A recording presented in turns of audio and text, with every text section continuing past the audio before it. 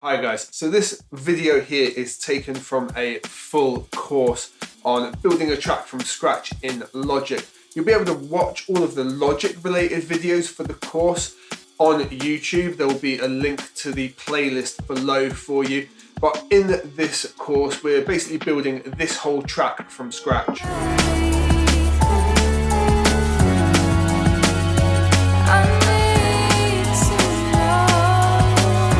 If you want to follow along with that, you can. And if you want to download the project file and all the samples that go with the course, there's a link to that in the description as well. I hope this video is useful to you and that you're able to follow along with the course. Let's jump into it. Feeling heavy, but now I'm steady, going up from hitting the ground. So now we're going to work on the bass in the track. And yeah, in this track, it's relatively simple. We've just got that Reese line, which is this guy just here that we made in Alchemy. That just pulses along. And then we've just got the layered up section, which is the ES2.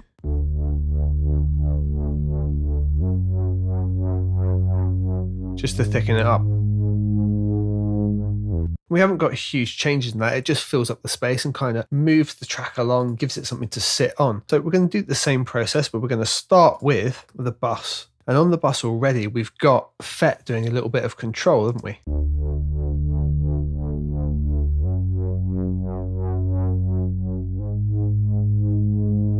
Really, really simple what it's doing.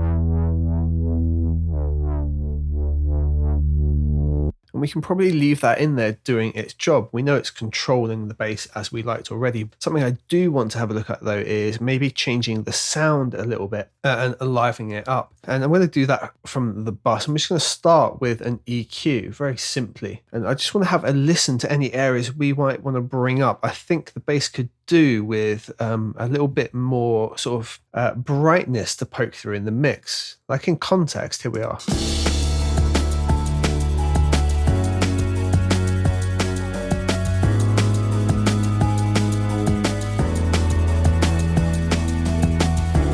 It's got a bit of space, we can hear it, but I think sort of that 1K range, it could just poke through just a little bit more, just kind of become present. Something else we can see here, which is really nice, where we've been making sure we've got rid of all that unnecessary low end. We've still got that bass sitting in this area here, and that's really what we've been preserving there, giving it that weight and that space to sit on without it conflicting with everything else, or stacking all those frequencies up to just completely waste our low end headroom. We can just see that rolling around here in sort of the sub 40 region. So what I'm going to do here is I'm going to give this a boost and just do the little sweep. And I'm not going to do the big high sweep this time. I just want to give it just a few dB up, like maybe 6 dB or so, and just listen to if an area helps it stand out and sit a little bit more, feel a bit brighter, we're going to roll with that. It's just what I'm thinking might work. It might not. We'll try it.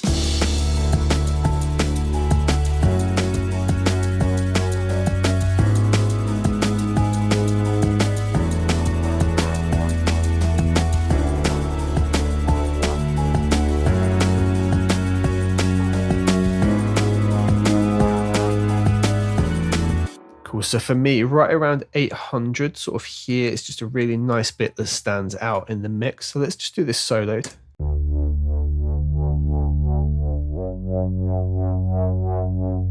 Right around here. Nice subtle lift. Something like that.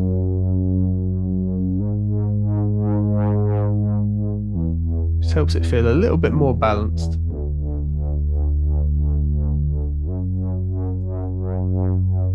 That's nice. Okay, something else I'm going to do. This is going to be a bit of an advanced trick, but we are certainly going to try it. We are going to make an auxiliary, and I'm going to do a really distorted section around that using the Alchemy patch. So at the moment, Alchemy already has a bus going out to bus 5. I will do this one really split apart, so when you open the project, you can find it. It's going to go to bus 20. And we're going to call it dist band. It's just going to be a distorted band. The first thing I'm going to put on it is an EQ. I'm going to put on both the top and the tail, so the high pass and the low pass. Stick them both to 24 dB.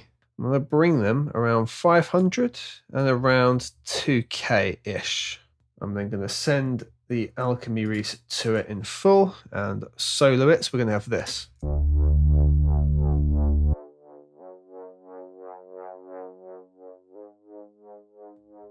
Right, so we've just got that band.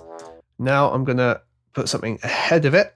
So if you want to put things in a different order, you've got a line that appears just above channel EQ there. I'm going to go to multi-effects. I'm going to go fat effects and stereo.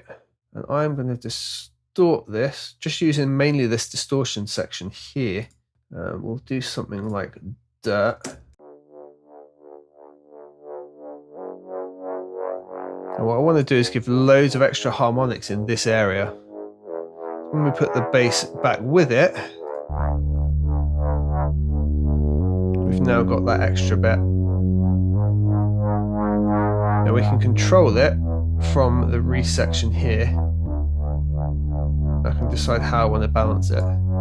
Switch it off. Goes away massively, got a really low res. Then we can put this really distorted frequency space back in. That's too much at the minute, going to dial it back. Something like -9-ish kind of range, probably going to be alright. Let's try it in context.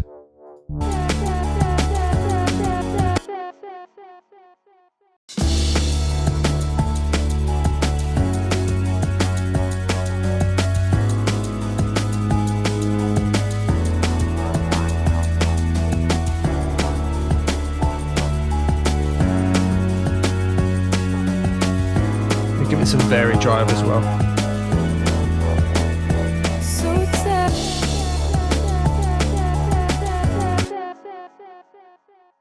So hopefully you get what that's doing there. Where I didn't really have too many frequencies before, I've now got a band that I can specifically boost out without just adding an EQ boost. I've just added loads of distortion just to that band, and I can blend it with this control just here.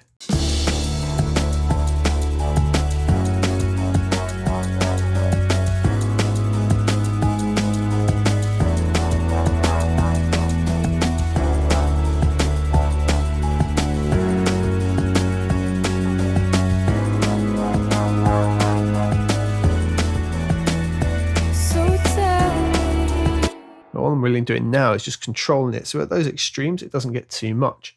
Now, something else we can do to really have a bit of fun with this is look at putting something like a reverb on it. So if we were to put chroma reverb on it, and we'll have it, so we've got a bit of a different mix. We're actually going to have 100% dry and maybe something like 50% wet.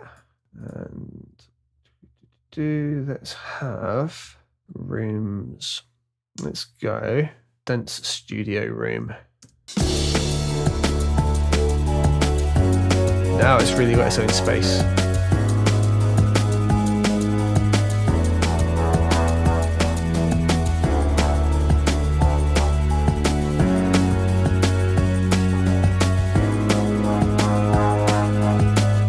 So this works really nicely. The last thing it needs is just some dynamic control. And again, we're going to use a compressor and just do that. We're going to leave this one on platinum. We don't want any special kind of effects going on.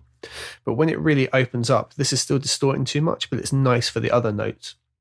So we're just going to control the dynamics using this. I'm going to put it on quite a harsh ratio, something like over 4.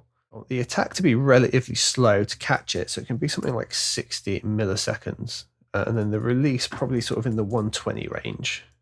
The knee can be a little bit adjusted as well. We need to turn auto off, auto gain off. And we're just going to dial our threshold back to catch those key moments. So most of the time, we don't want the compressor to be touching, but when it really opens up, that's when we want to get some compression to happen.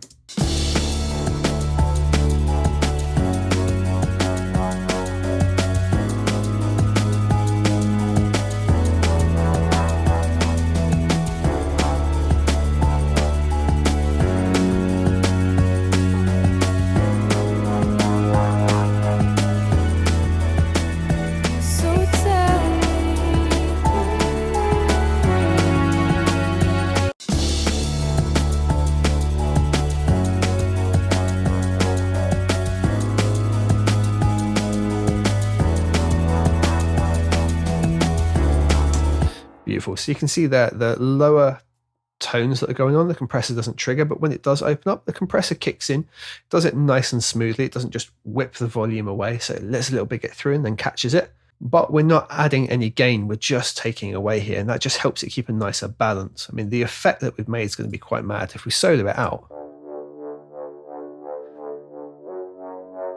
It doesn't sound like we should put that in a mix at all, but when we put it with the bass,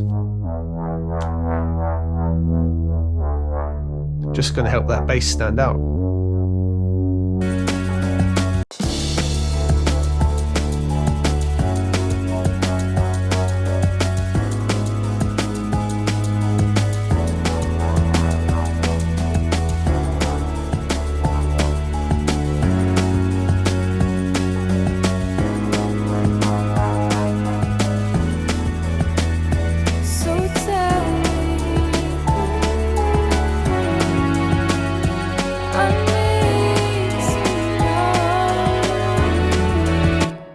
Cool. Now we're just going to have a look at the individual two just to make sure there's nothing going on, but we built them both from scratch, so they should be all right, to be honest. We EQ'd this one already.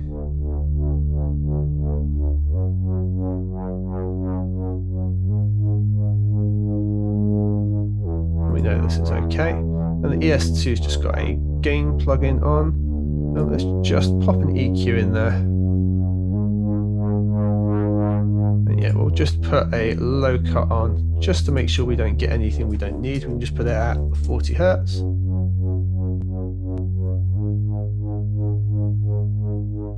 Actually, probably bring it up to 50, looking at the notes there.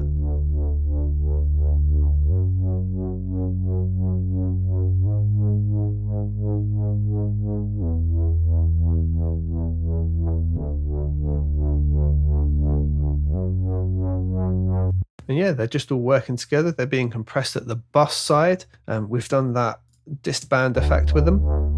Gives it some stereoness and some space. Let's just get our gain plugin up on the master track. And pop it in mono. Everything's still good in mono. Sticks through nicely.